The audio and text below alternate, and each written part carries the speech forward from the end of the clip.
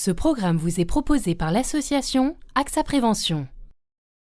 Intox Détox, le service gratuit de décodage des infos santé d'AXA Prévention. J'adore faire les siestes, mais le problème c'est que le soir j'ai du mal à m'endormir. Est-ce que c'est parce que mes siestes sont trop longues ? Est-il vrai qu'il faut éviter les siestes longues ? Oui, sauf si on a très peu dormi la nuit précédente.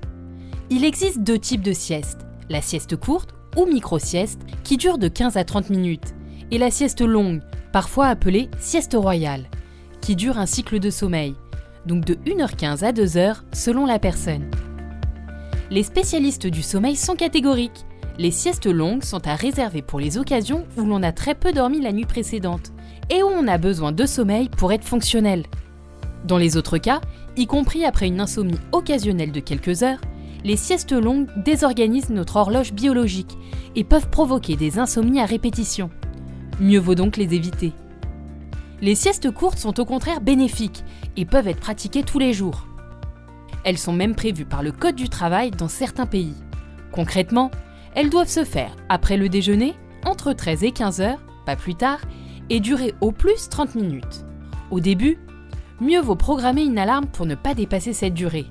Ensuite, le cerveau en prend l'habitude et déclenche le réveil spontanément. On peut également prendre un objet dans la main, qui réveillera le dormeur en tombant au moment où celui-ci va passer en sommeil profond. Dans la micro-sieste, le cerveau n'a pas le temps de sombrer dans le sommeil profond. Le réveil est facile et la sieste ne laisse pas une impression de deuxième matin. Intox Détox, le service gratuit de décodage des infos santé d'AXA Prévention.